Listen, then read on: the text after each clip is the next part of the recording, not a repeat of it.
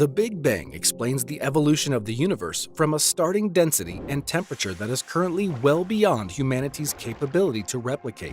Thus, the most extreme conditions and earliest times of the universe are speculative, and any explanation for what caused the Big Bang should be taken with a grain of salt. Nevertheless, that shouldn't prevent us asking questions like, what was there before the Big Bang? However, another answer is that the very question may not make as much sense as the words seem to suggest.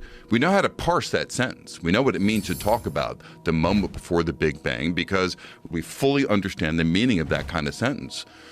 But it could be that when it comes to the Big Bang, the sentence actually doesn't mean anything. It could be that the Big Bang was the place where time itself started. Talk about a billion years ago or 10 billion years ago, but if you go to 13.8 billion years ago, the Big Bang, that may be where time started, and you can't go further back in time. To understand how the universe came to be, scientists combine mathematical models and observations and develop workable theories which explain the evolution of the cosmos. The Big Bang theory, which is built upon the equations of classical general relativity, indicates a singularity at the origin of cosmic time. However, the physical theories of general relativity and quantum mechanics as currently realized are not applicable before the Planck epoch, which is the earliest period in time in the history of the universe, and correcting this would require the development of a correct treatment of quantum gravity. Certain quantum gravity treatments imply that time itself could be an emergent property, which leads some physicists to conclude that time did not exist before the Big Bang, while others are open to the possibility of time preceding the Big Bang. There's nothing wrong before, we just don't have any data. I don't mind going into negative time, I have no problem with that. I don't mind resetting where the 0 point is. Time is just, where you put the 0 is arbitrary, as it continues to be this day with calendars. And so the starting point is just where you want to put it. And so right now, a pretty good starting point is the Big Bang. We don't know how to put it earlier than that. But if the day comes where a whole new kind of understanding of the universe reveals to us before that, I don't have any problems pushing the 0 point back. The idea that I think most physicists or cosmologists buy into at the moment is that gravity can have two manifestations. The usual form of gravity is the attractive version. You drop something toward the Earth and it moves downward because the Earth and the object pull on each other. That's the ordinary gravity that we experience every day of our lives. But Einstein's equations actually allow gravity to also be repulsive. It can push outward as opposed to just pulling inward. And this is something that we have never experienced because the gravity created by a rocky object like the Earth is always the attractive variety. The gravity created by the sun, again, a compact object, is always the attractive variety. But Einstein's math shows that if you don't have a rocky object that's isolated in space, but rather energy that is uniformly spread through a region of space, that kind of entity yields repulsive gravity.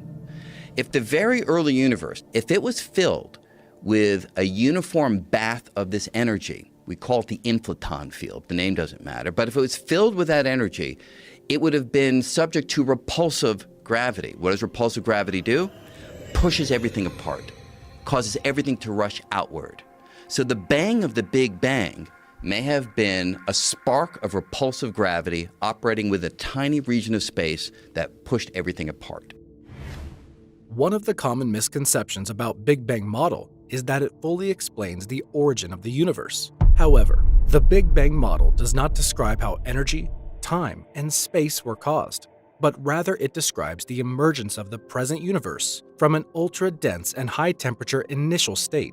It is misleading to visualize the Big Bang by comparing its size to everyday objects. When the size of the universe at Big Bang is described, it refers to the size of the observable universe and not the entire universe. To better understand the universe at its earliest state and its subsequent evolution, cosmologists have come up with the chronology of the universe, which describes the history and future of the universe according to Big Bang cosmology. The first picosecond of cosmic time, which is 1 trillionth of a second, includes the Planck epoch, during which currently established laws of physics may not apply. comes the emergence in stages of the four known fundamental forces: first gravitation, and later the electromagnetic, weak and strong interactions, and the expansion of space itself and supercooling of the still immensely hot universe due to cosmic inflation. Tiny ripples in the universe at this stage are believed to be the basis of large-scale structures that formed much later.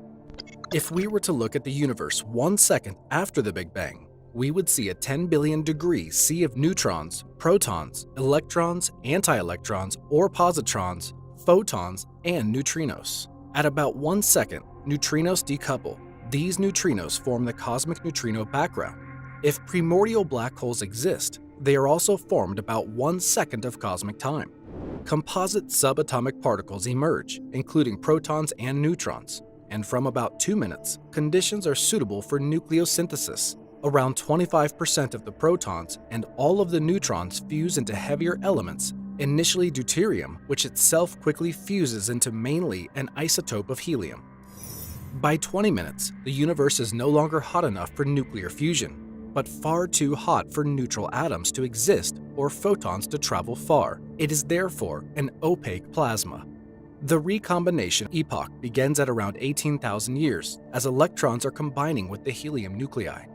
At around 47,000 years, as the universe cools, its behavior begins to be dominated by matter rather than radiation. At around 100,000 years, after the neutral helium atoms form, helium hydrate is the first molecule. Much later, hydrogen and helium hydride react to form molecular hydrogen, which is the fuel needed for the first stars. At about 370,000 years, neutral hydrogen atoms finished forming, and as a result, it also became transparent for the first time in our universe. The newly formed atoms, mainly hydrogen and helium with traces of lithium, quickly reach their lowest energy state by releasing photons, and these photons can still be detected today as the cosmic microwave background, or CMB. This is the oldest observation we currently have of the universe. While it is not known what could have preceded the hot dense state of the early universe, or how and why it originated, or even whether such questions are sensible, scientists have put forth numerous hypotheses and explanations. It could be that the Big Bang was an interesting event, but not the first event in the totality of reality. It could have been the first event that sparked the expansion of our part of space. But it could be that there's a grander realm of space within which we sit as a small part, and that grander realm may have been there for a far longer period of time. It may have experienced its own Big Bangs, maybe a collection of Big Bangs that may extend infinitely far into the past. So it could be that the answer to the question of what happened before the Big Bang is a lot of other Big Bangs or a lot of other quantum events that were taking place in a larger landscape of reality than we have direct access to. The simplest models, in which Big Bang was caused by quantum fluctuations. The universe came into existence instantly, in our perspective, due to the absence of perceived time before the Big Bang. Models include the Hartle-Hawking no-boundary condition, in which the whole of spacetime is finite. The Big Bang does not represent the limit of time, but without any singularity. In such case, the universe is self-sufficient. Brain cosmology models, in which inflation is due to the movement of brains in string theory. The pre-Big Bang model, the ekpyrotic model, in which the Big Bang is the result of a collision between brains, and the cyclic model, a variant of the ekpyrotic model, in which collisions occur periodically. In the latter model, the Big Bang was preceded by a big crunch, and the universe cycles from one process to the other. Eternal inflation is the model in which universal inflation ends locally here and there in a random fashion, each endpoint leading to a bubble universe, expanding its own Big Bang. Proposals in these categories see the Big Bang as an event in either a much larger and older universe or in a multiverse.